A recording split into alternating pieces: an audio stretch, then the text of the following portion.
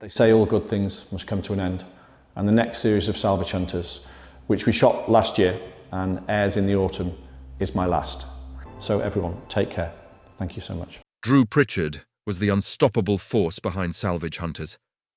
The sharp-eyed expert who could walk into any dusty barn, forgotten warehouse, or crumbling estate and spot treasure where everyone else saw junk. His confidence was legendary.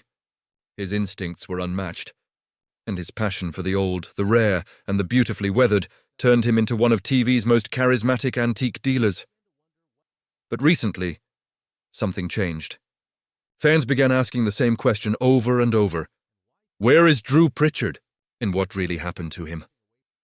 It began with whispers, the sudden closure of his famous Conwy shop, the sale of his historic home, and rumors of deep financial trouble. Viewers noticed he looked exhausted, older, almost weighed down.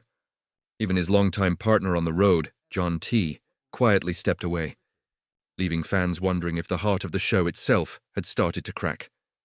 Then came the shocker. Drew admitted he had to sell off hundreds of items from his personal collection just to keep going. Not stock, not leftovers.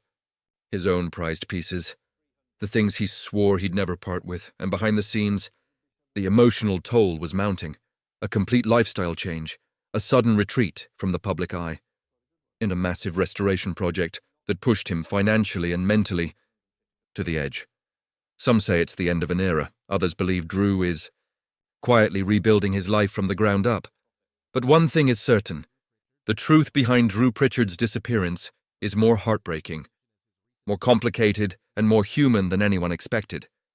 Before the mystery, before the rumors, and long before the heartbreak, Drew Pritchard was simply a boy with an eye for forgotten beauty. Growing up in Wales, he spent his childhood exploring old sheds, abandoned properties, and junk-filled garages. Where others saw rust, dirt, and decay, Drew saw stories, craftsmanship, history, and character waiting to be brought back to life. This instinct would eventually become his greatest strength, but in the early days, it was just a passion that no one fully understood.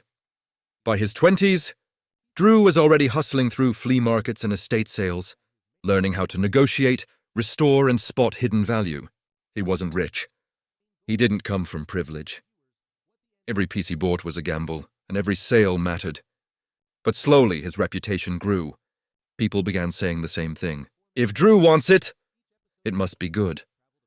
That reputation eventually caught the attention of television producers who were looking for a different kind of antiques show, not polished auctions or museum pieces, but the gritty real-world side of Salvage. Drew was the perfect fit. When Salvage Hunters debuted, it instantly stood out. Drew didn't just walk into places to buy objects. He walked into people's lives, their memories, their personal histories. His charm, humor, and instinct created a new kind of entertainment, one that felt authentic, unpredictable, and deeply human. And with T by his side, the show became a global success. Shops loved seeing Drew arrive. Viewers loved seeing what he'd find next. And Drew himself felt unstoppable. Behind the scenes, however, the demands were harsher than anyone realized. The travel was relentless. Deals were risky. And the pressure to deliver rare, valuable items for each episode was enormous. For years, Drew pushed himself harder and harder, determined not to let the show, the fans, or his business down. He opened a new warehouse, restored more pieces than ever, and built a personal collection that he once proudly called the result of a lifetime of searching. But success comes with a hidden cost. And for Drew, the cracks began forming long before anyone noticed. The first major shift happened quietly. His longtime shop in Conwy, once a tourist hotspot and the center of his identity, suddenly closed its doors. At first, Drew insisted it was just time for a change, but those close to him could tell it was more than that. The shop wasn't just a business. It was his sanctuary, his pride, and the physical proof of everything he had built. Walking away from it was like walking away from a piece of himself. Around the same time, Drew made another unexpected decision. He sold his beloved home, the historic chapel he had spent years restoring with his own hands. This wasn't just a house, it was his masterpiece. He had poured his soul into every stone, every window, every detail. in selling it left fans stunned. Why would someone abandon the one place that meant everything to him? Only later did people realize the truth. The lifestyle that once made Drew famous had become too heavy to carry. The travel, the buying, the constant pressure to perform. His health, his energy, and his peace were slowly slipping away. And for the first time, Drew began to understand that success had taken more from him than he ever intended to give. What started as passion had quietly transformed into exhaustion. The world saw a confident television star, but behind the scenes, Drew Pritchard was beginning to crumble, and the signs were only getting stronger.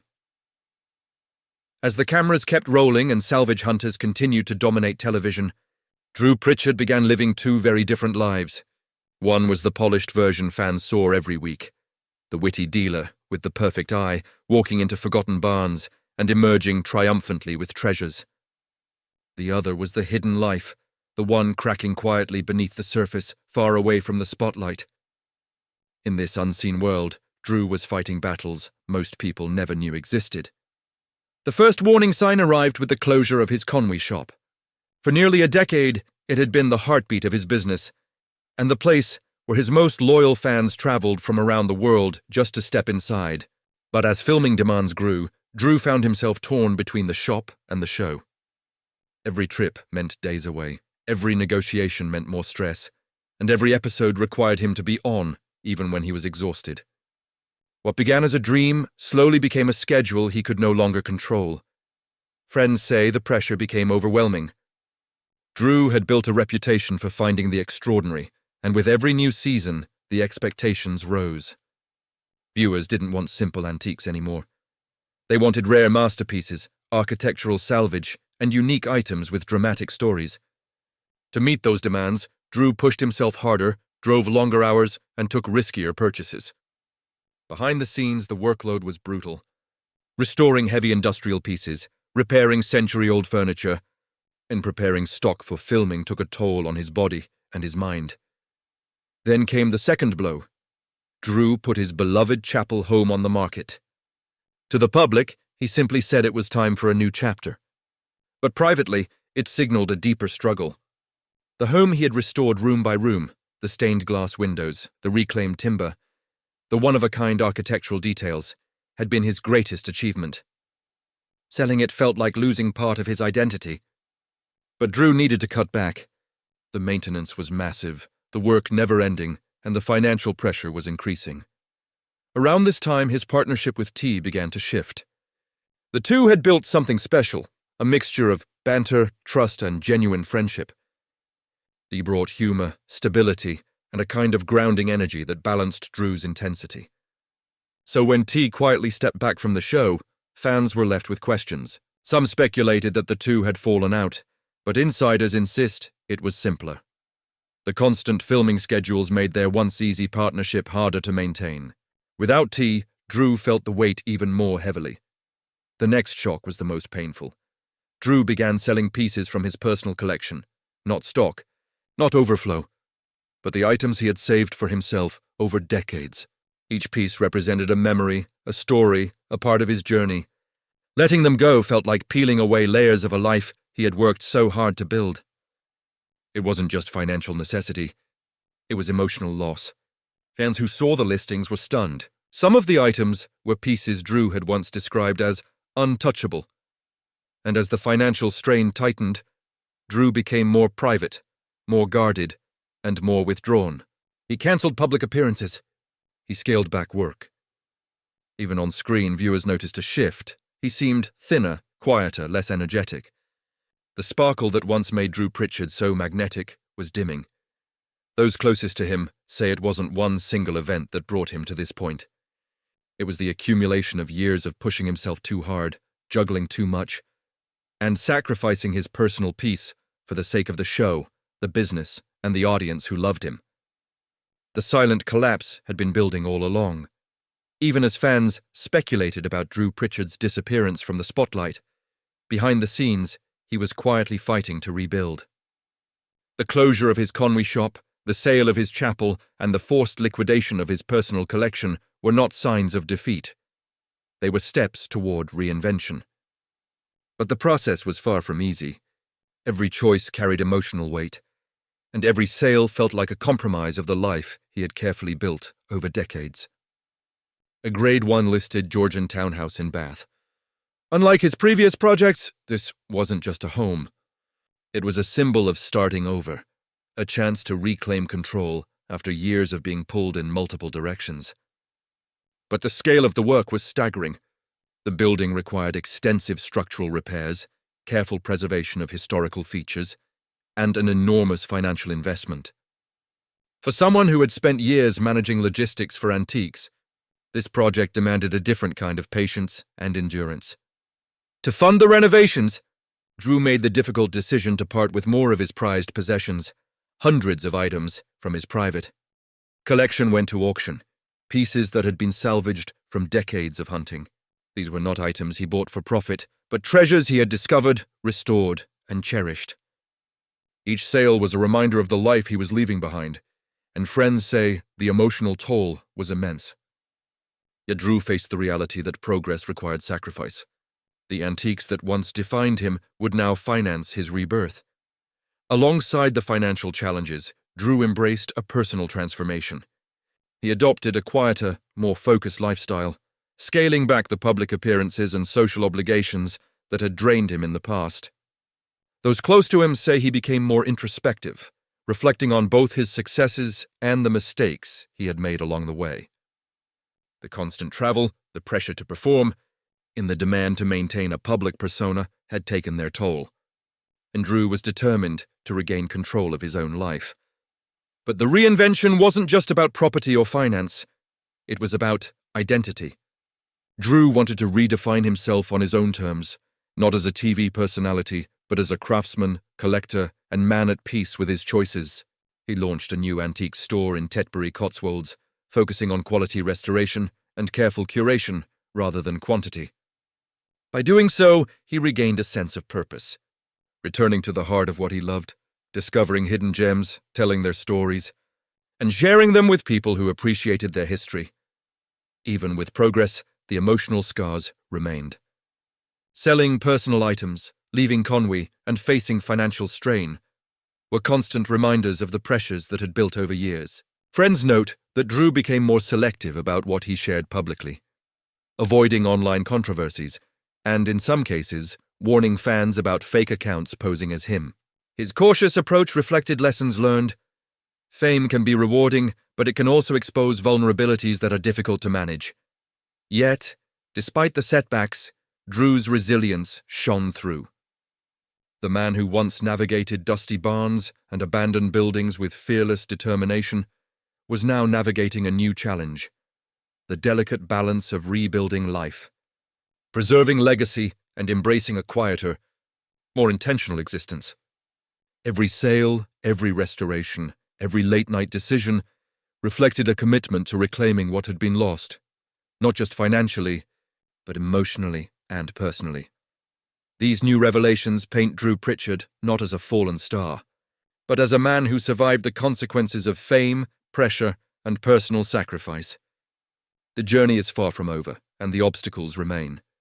But in every piece he restores, every new acquisition he carefully selects, and every project he undertakes, Drew demonstrates that he is not defeated. He is evolving. As Drew Pritchard stepped away from the high-pressure rhythm of his earlier career, he faced a truth many underestimate: reinvention is as exhausting as success itself. Leaving Conwy, selling his cherished chapel, and parting with hundreds of personal antiques were not easy decisions.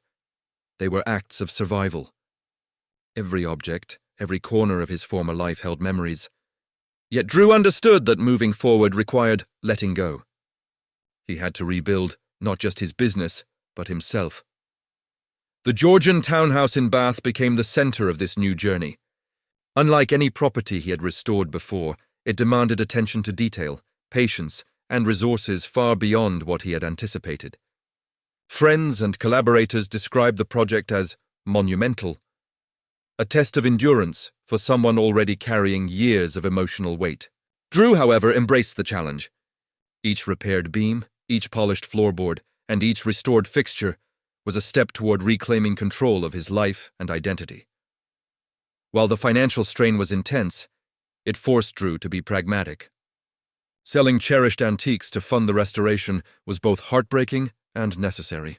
These were pieces that had defined him as a collector, items he had discovered, rescued, and nurtured over decades.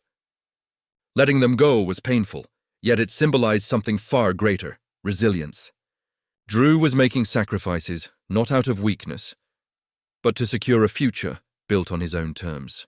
It was a lesson in balancing passion with practicality, in knowing when to hold on and when to move forward. Amid this transformation, Drew also prioritized his personal well-being. Reports suggest he adopted a quieter lifestyle, focused more on intentional work rather than endless travel, and consciously avoided the public drama that had sometimes accompanied his fame. He warned fans about fake social media accounts and began controlling his presence in ways that reflected self-respect rather than obligation. By doing so, he reclaimed not only his business, but his sense of peace. Professionally, Drew remained undeterred.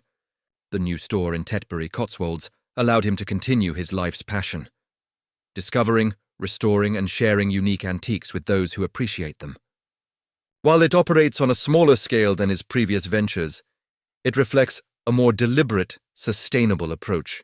This wasn't a retreat, it was a strategic realignment, a way to continue his legacy without the emotional and physical strain that once threatened to consume him.